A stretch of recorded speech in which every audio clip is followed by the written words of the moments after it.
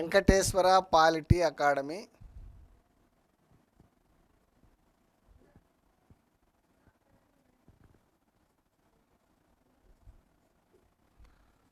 Venkateswara polity academy app play స్టోర్లోకి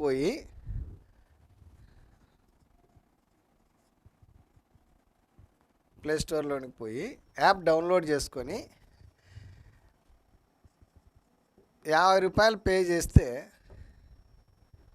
మీకు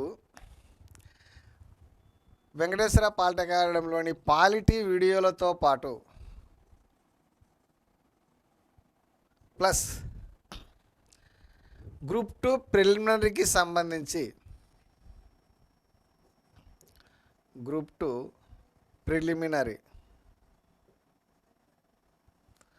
preliminary ఎగ్జామ్కు సంబంధంగా 5 subjects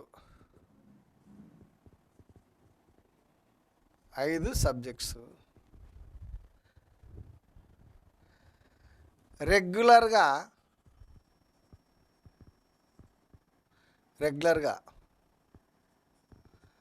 important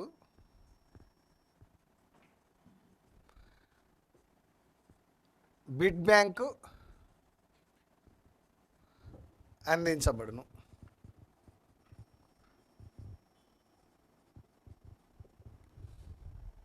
రెగ్యులర్గా ప్రిలిమినరీ ఎగ్జామ్ వరకు గ్రూప్ 1కి ప్రిపేర్ అయ్యే వాళ్ళకు, డిఎస్కి ప్రిపేర్ అయ్యే వాళ్ళకు కూడా ఈ బిడ్ బ్యాంక్ యూజ్ఫుల్గా ఉంటుంది. యాప్ తీసుకునే వాళ్ళకు సంబంధించి తీసుకున్నప్పటి నుండి 1 ఇయర్ వరకు వెంకటేశ్వర పాలిటీ అకాడమీ యాప్లో ఏ అంశాలు అయితే అప్లోడ్ చేస్తారో ఆ అంశాలన్నీ కూడా ఫ్రీగా వస్తుంటాయి, కంటిన్యూగా వస్తున్నాయి.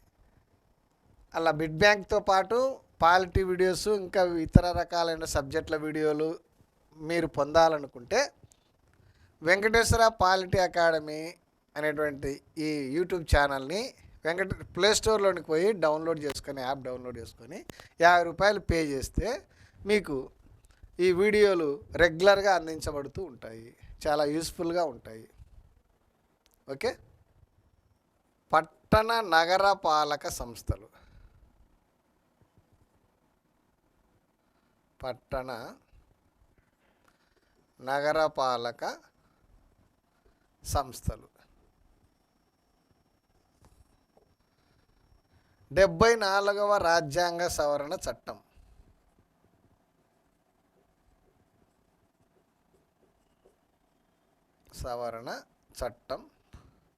1992. దీనికి సంబంధించినటువంటి షెడ్యూలు వచ్చేసి 12వ షెడ్యూల్.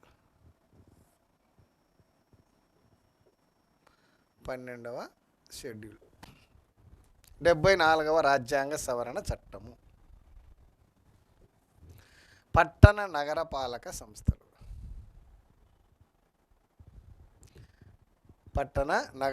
సంస్థలు, సింధు నాగరికతను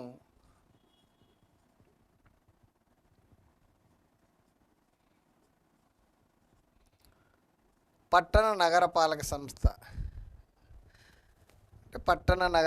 సంస్థగా పేర్కొంటారు. సింధు నాగరికత అంటే ప్రాచీన కాలం నుండి కూడా మన దేశంలో పట్టణ నగరపాలక సంస్థలు వర్ధిల్లినట్లుగా చారిత్రక ఆధారాలు. సింధు నాగరికత కూడా పట్టణ నగరపాలక సంస్థకు ఒక ఎగ్జాంపుల్. మధ్య యుగాలలో కొత్వాల్ అనేటువంటిది రక్షణ వ్యవస్థకు ఉండేది. కొత్వాల్ ఈ పట్టణ నగరపాలక సంస్థలు మున్సిపాలిటీలు,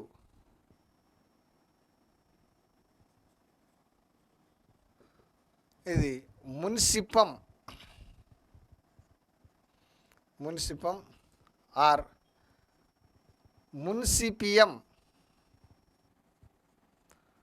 మున్సిపియం అనే రోమన్ పదం నుండి ఆవిర్భవించినది. రోమన్ పదం మున్సిపం ఆర్ మున్సిపియం అంటే సంఘటితత్వము.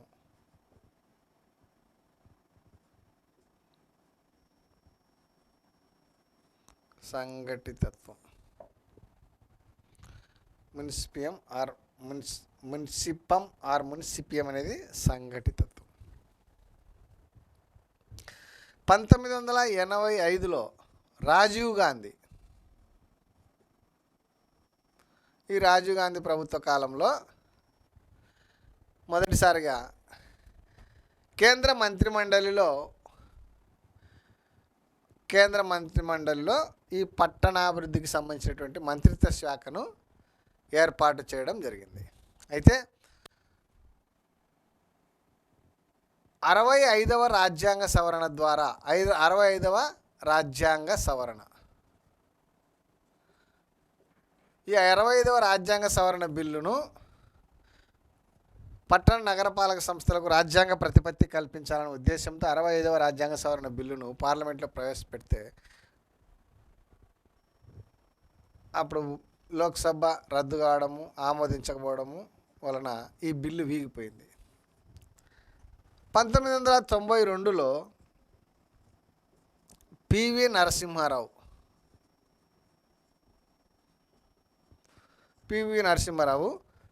74వ రాజ్యాంగ సవరణ ద్వారా 74వ రాజ్యాంగ సవరణ, ఈ 74వ రాజ్యాంగ సవరణ ద్వారా పట్టణ నగరపాలక సంస్థలకు సంబంధించినటువంటి రాజ్యాంగ ప్రతిపత్తిని కల్పించి దీనికి సంబంధంగా 12వ షెడ్యూల్ను చేర్చడం జరిగింది. రాజ్యాంగంలో 12వ షెడ్యూల్ అంటే 12వ షెడ్యూల్ దేనికి సంబంధించిందంటే పట్టణ నగరపాలిక సంస్థలకు రాజ్యాంగ ప్రతిపత్తి. పట్టణ నగరపాలక సంస్థలకు రాజ్యాంగ ప్రతిపత్తి.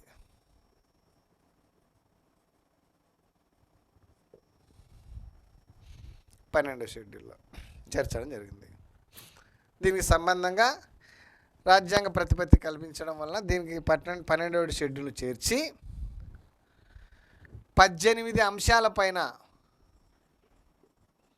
18 అంశాలు, ఈ 18 అంశాలకు సంబంధంగా పట్టణ నగరపాలక సంస్థలకు రాష్ట్ర ప్రభుత్వాలు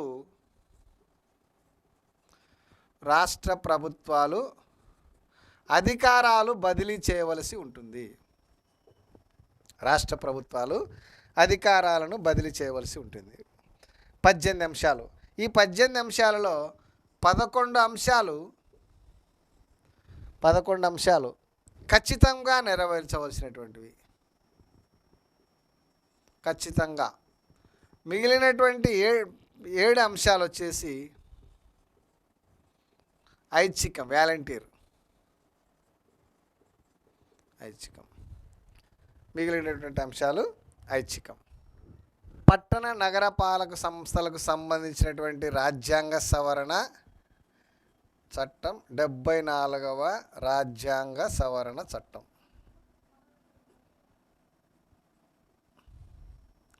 74వ రాజ్యాంగ సవరణ చట్టం. పట్టణ నగరపాలకు సంబంధించినటువంటి షెడ్యూలు 12వ షెడ్యూల్. పట్టణ నగరపాలక సంస్థలకు రాష్ట్ర ప్రభుత్వాలు ఎన్ని అంశాలపైన అధికారాలను బదిలీ చేస్తారంటే 18 అంశాలు. పట్టణ నగరపాలక సంస్థలకు సంబంధంగా ఒక కొత్త విభాగాన్ని చేర్చడం జరిగింది. అదే 9A విభాగం. 9A భాగం. ఈ 9A భాగంలో ప్రకరణలు వచ్చేసి 243 P2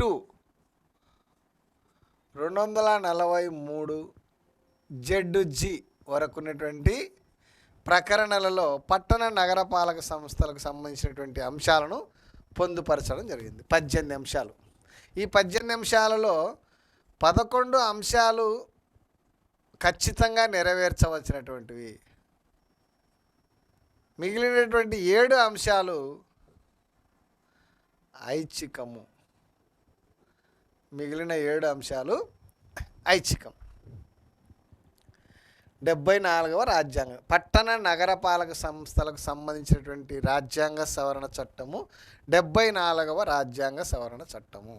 12వ షెడ్యూలు. ఎన్ని అంశాలపైన రాష్ట్ర ప్రభుత్వాలు పట్టణ నగరపాలక సంస్థలకు అధికారాలను బదిలీ చేయాలంటే 18 అంశాలు. అందులో 11 అంశాలు ఖచ్చితంగా నెరవేర్చాలి, మిగిలిన 7 అంశాలు ఐచ్ఛికము. పట్టణ నగరపాలక సంస్థలను 12వ షెడ్యూల్లో చేర్చి దాంతోపాటు ఒక కొత్త భాగాన్ని చేర్చడం జరిగింది. ఆ కొత్త భాగము 9A భాగము. దానికి పట్టణ నగరపాలక సంస్థలకు సంబంధించినటువంటి ప్రకరణలు 243 P2 243 ZG వరకు ఉన్నటువంటి ప్రకరణలు పట్టణ నగరపాలక సంస్థలకు సంబంధించినటువంటి అంశాలను వివరిస్తాయి. ఓకే, అయితే ఈ పట్టణ నగరపాలక సంస్థలకు సంబంధించినటువంటి పట్టణ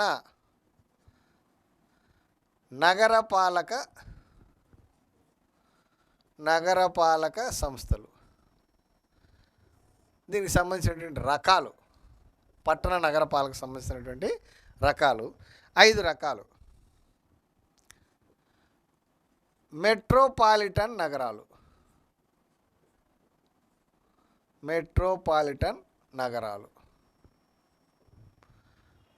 2 నగర కార్పొరేషన్లు.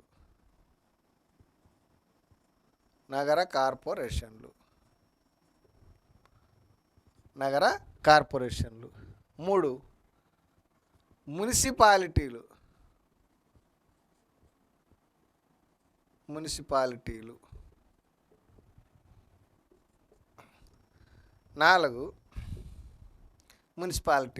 4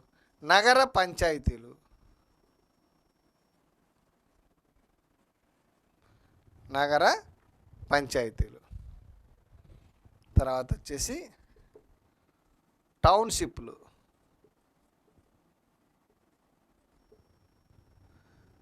మెట్రోపాలిటన్ నగరాలు, నగర కార్పొరేషన్లు, మున్సిపాలిటీలు, నగర పంచాయతీలు, టౌన్షిప్లు. పట్టణ నగరపాలక సంస్థలు రకాలు. పట్టణ నగరపాలక సంస్థలు రకాలు. మెట్రోపాలిటన్ నగరాలు.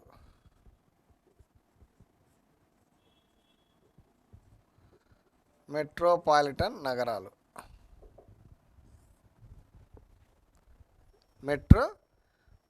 నగరాలు. ఇందులో జనాభా ఎంతంటే 10 లక్షలకు మించి. 10 లక్షలకు మించి జనాభా ఎంత ఉంటుందంటే 10 లక్షలకు మించినటువంటి జనాభా ఉన్నటువంటివి. ఇవి ఎన్ని ఉన్నాయంటే 53 మెట్రోపాలిటన్ నగరాలు ఉన్నాయి. 53 మెట్రోపాలిటన్ నగరాలు ఉన్నాయి. వీటి యొక్క అధిపతి ఎవరు అంటే మేయర్.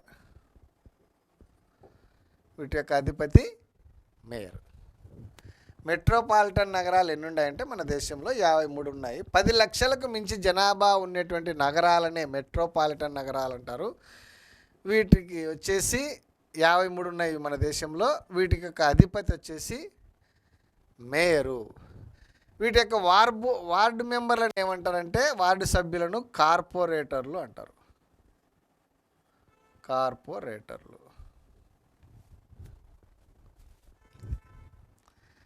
నెక్స్ట్ నగర కార్పొరేషన్లు.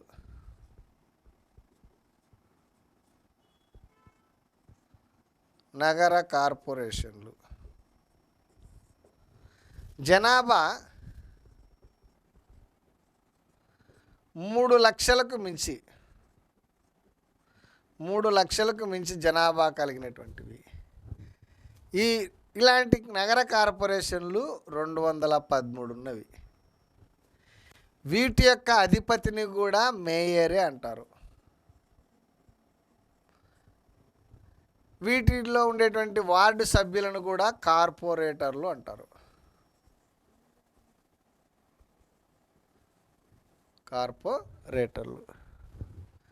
వాటి యొక్క అధిపతులను వార్డు సభ్యులను కార్పొరేటర్లు అంటారు.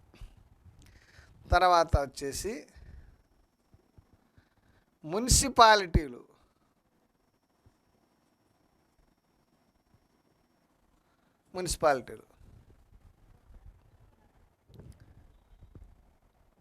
ఈ మున్సిపాలిటీలు అనేటువంటివి 25,000కు మించి జనాభా, 25,000కు మించి జనాభా, ఇవి మన దేశంలో ఎన్ని ఉన్నాయంటే 5,450. 5,450 ఉంటాయి. వీటి యొక్క అధిపతిని ఏమంటారంటే చైర్మన్ ఆర్ అధ్యక్షుడు.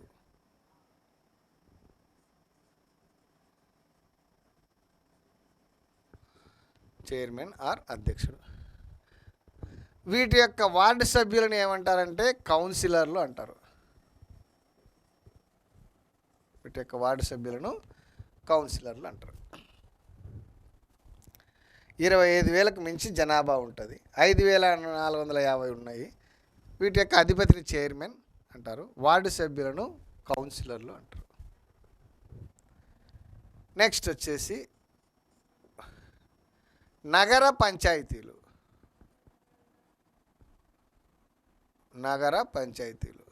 ఈ నగర పంచాయతీలు అనేటువంటివి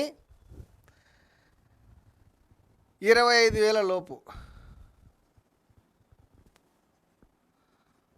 25,000 లోపు జనాభా, 5,000 నుండి 25,000 లోపు జనాభా ఉంటాయి. 5,000 నుండి 25,000 లోపు జనాభా ఉండేటువంటివి వచ్చేసి ఇవి గ్రామీణ ప్రాంతం నుండి పట్టణ ప్రాంతముగా అభివృద్ధి చెందుతున్నటువంటివి. పట్టణ ప్రాంతంగా వేగంగా అభివృద్ధి చెందుతున్నటువంటి వాటిని నగర పంచాయతీలు అంటారు.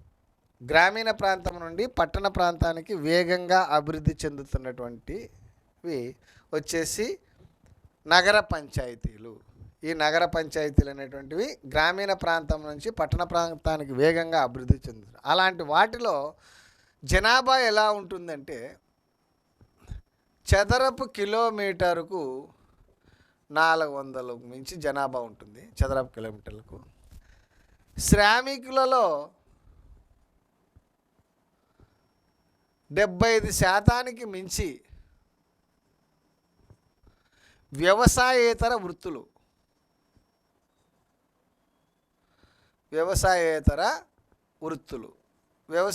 వృత్తులు స్వీకరించేవారు వచ్చేసి 75% మించి ఉంటారు. చదరపు కిలోమీటర్కు జనాభా 400కు తక్కువ లేకుండా శ్రామికులలో 75% మించి వ్యవసాయేతర వృత్తులు స్వీకరించేటువంటి వాళ్ళు ఈ నగర పంచాయతీలలో ఉంటాయి. ఇతర సంస్థలు పట్టణ నగరపాలక సంస్థలలో భాగంగా అంటే కంటోన్మెంట్ బోర్డులు, మెట్రోపాలిటన్ నగరాలు, నగర కార్పొరేషన్లు, మున్సిపాలిటీలు, నగర పంచాయతీలతో పాటు ఇతర సంస్థలు అవి కంటోన్మెంట్ బోర్డులు.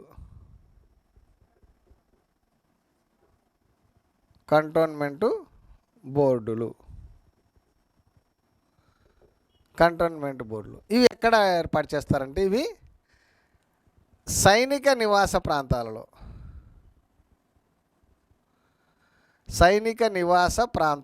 ఈ సైనిక నివాస ప్రాంతాల్లో ఉండేటువంటి ప్రజలకు సౌకర్యాలను కల్పించడం కోసం ఏర్పాటు చేసినటువంటివి కంటోన్మెంట్ బోర్డులు. 1924 కంటోన్మెంట్ బోర్డు చట్టం,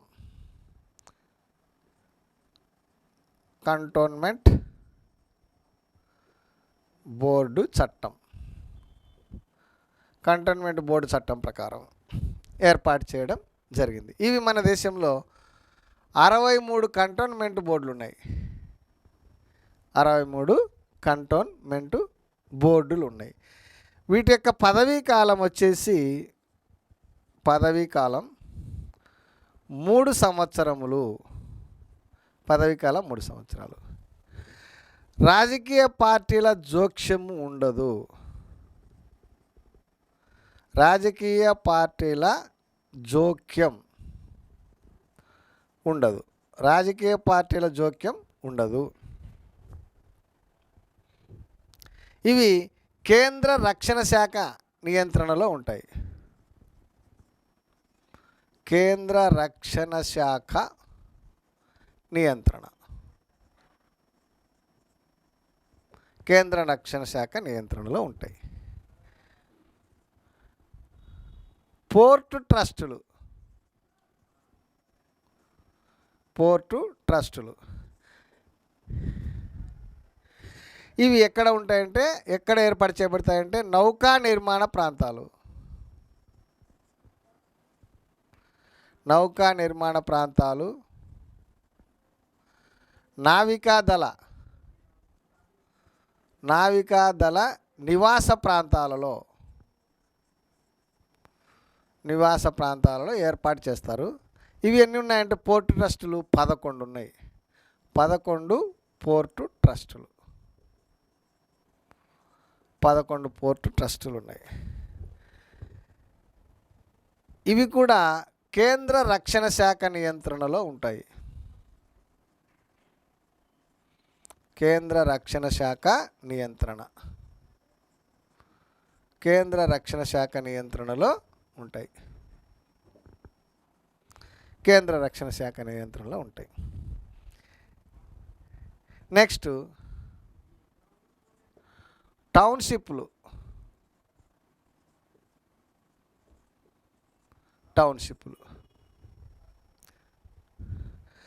భారీ పరిశ్రమల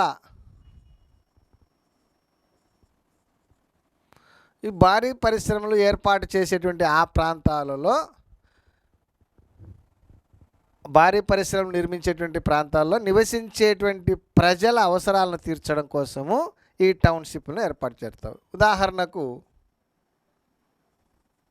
BHEL,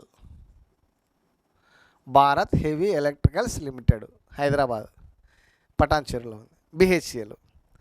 ఇక్కడ ఉండేటువంటి అంటే రాష్ట్ర ప్రభుత్వ మార్గదర్శ సూత్రాలను అనుసరించి ఈ టౌన్షిప్లను ఏర్పాటు చేయడం జరుగుతుంది అక్కడ ప్రాంతాల్లో, భారీ పరిశ్రమలు నిర్మించేటువంటి ప్రాంతాల్లో. ఇంకొకటి నోటిఫైడ్ ఏరియా ప్రాంతాలు.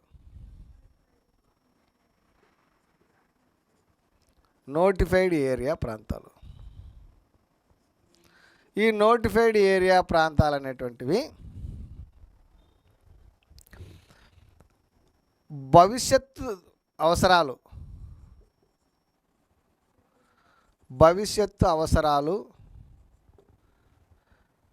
బహుళ